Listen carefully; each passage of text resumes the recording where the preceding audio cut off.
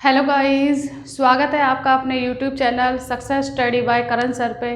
मैं अन्नू आपके लिए लेके आई हूँ हिंदी का एक प्यारा सा सेशन, जिसे लेने के बाद आपके 1 या 2 नंबर तो पक्के होने वाले हैं, क्योंकि मैं एक ऐसी ट्रिक कराने वाली हूँ आपको अलंकार में, जो आप वाक्य में देखते ही तुरंत आप बता देंगे कि ये अलंकार होगा। चलो आइए स्टार्ट करते हैं। अलंकार ट्रिक क्या है? ये अलंकार ट्रिक आपको वाक्य सिर्फ पढ़ते ही ये पता चल जाएगा कि इसमें ये अलंकार आएगा। तो पहला अलंकार है हमारा अनुप्रास अलंकार। एक वर्ण बार बार आए, जब वाक्य में एक से ज़्यादा बार एक ही वर्ण की आवृत्ति हो, तो तभी हमारा कौन सा अलंकार हो जाएगा? अनुप्रास अलंकार हो जाएगा। जैसे एग्जाम्पल दिया हुआ है आपके सामने, रघुपति राघव राजा राम। यहाँ देखिए आप सभी रा की आवृत्ति क्या हो रही है? बार बार हो रही है। तो कौन सा अलंकार हो जाएगा हमारा?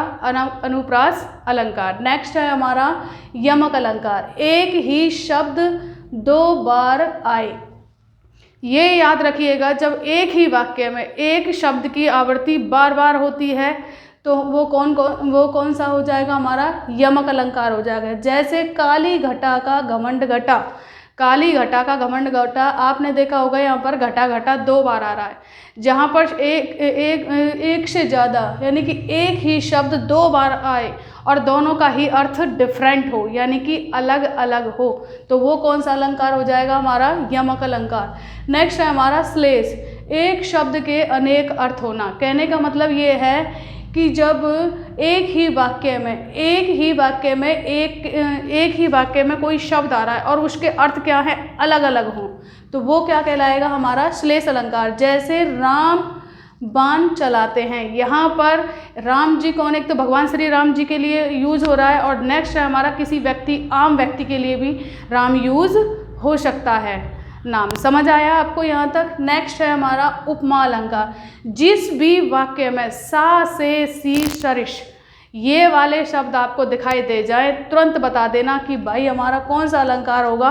उपमा अलंकार होगा। जैसे पीपर पात सरिश मन डोला। इसमें क्या आ रहा है? देखिए सरिश आ रहा है, तो देखते ही तुरंत लगा दीजिए कि भाई ये हमारा कौन सा अलंकार होगा? उपमा अलंकार होगा। नेक्स्ट है हमारा रूपक। रूपक में क्या होता है? ये सब चिन्ह तो आप सब जानते होंगे कि ये योजक चिन्ह होता है, जो किसके लिए यूज हो रहा है? समानता के लिए यूज हो रहा है। तो जैसे चरण कमल, यहाँ पर जो हमारे चरण हैं, हमारे पैर हैं, उसको किसकी संज्ञा दी जा रही है? कमल के समान दी जा रही है। किसके समान दी जा रही है? कमल के समान। नेक्स्ट है हमारा उत्प्रेक्षा। जिस भी वाक्य में आपको जानू जनऊ जानो मनऊ मानो ये वाले शब्द नजर आ जाएं, तो समझ लेना कौन सा अलंकार होगा? हमारा उत्प्रेक्षा अलंकार होगा। कौन सा होगा? उत्प्रेक्षा। जैसे एग्जाम्पल है चित्रकूट जनऊ अचल अहेरी। देखो क्या आ गया इसमें? जनऊ। तो तुरंत देखते ही लगा दीजिए कि कौन सा अलंकार होगा? हमारा उत्प्रेक्षा अलंकार होगा। नेक्स्ट है हमारा अतिशयोक्ति अलंकार। बात बढ़ा चढ़ा कर कहना, मतलब बात को वाक्य में जब ये नज़र आ जाए ना आपको कि बात को इतना बड़ा चढ़ाकर बोला जा रहा है कि जो हकीकत में ना हो, तो कहने का मतलब ये है, एग्जाम्पल, राणा ने सोचा इस पार, तब तक चेतक था उस पार। ये यहाँ पर क्या हो रहा है कि सिर्फ राजा ने सोचा ही था और उतने में ही क्या हुआ? चेतक उस पार हो गया। तो ये क्या है? यहाँ पर बात को इतना बड़ा चढ़ा के बोला जा रहा है कि जो हकीकत में उसकी संभावना ना हो। नेक्स्ट है हमारा विभावना। बिना कारण के कार्य होना। यहाँ पर क्या है? जब वाक्य में आपको लगता है कि वो कार्य हो तो नहीं, कारण तो ये नहीं है, लेकिन फिर भी कार्य हो रहा है, लेकिन वजह वो नहीं है, लेकिन जब भी वो कार्य पूरा हो रहा है। तो एग्जाम्पल जैसे बिनु पग चले सुने बिन काना, बिनु पग चले सुने बिन काना। यहाँ पर क्या हो रहा है? बिना पैरों के चला जा रहा है और बिना कानों के सुना जा रहा है। तो ऐसा कहिए संभव है? संभव है? ये नहीं है ना। तो यहाँ पर क्या हो रहा है? बिना कारण के भी कार्य हो रहा है, तो वो कौन सा अलंकार हो जाएगा? विभावना। नेक्स्ट हमारा भ्रांतिमान। जहाँ भ्रम हो, जहाँ पर जिस वाक्य में आपको भ्रम नजर आ जाए, जैसे एग्जाम्पल है ओस बिंदु चुग रही है हंसनी, मोती उनको जान। यहाँ पर क्या होती है? ओस की बूंदों को हंसनी इस तरह चुग रही है जैसे किसके समान हो? वो मोती हो, जैसे वो मोती हों। यहाँ पर क्या है, उसको भ्रम हो रहा है, ओस की बूंदें क्या नज़र आ रही हैं, मोती नज़र आ रही हैं।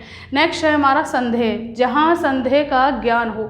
जिस भी वाक्य में आपको संदेह नज़र आ जाए वहाँ पर आप क्या लगाएंगे, संदेह अलंकार लगाएंगे। जैसे एग्जाम्पल, ये सरस ओस की बूंदें हैं या हैं मंजुल मोती। यहाँ पर क्या है, भ्रम हो रहा है, संदेह हो रहा है कि ये जो ओस की बूंदें हैं क्या ये हकीकत में बूंदें हैं या फिर कोई एक मंजुल, एक कीमती क्या है, मोती है।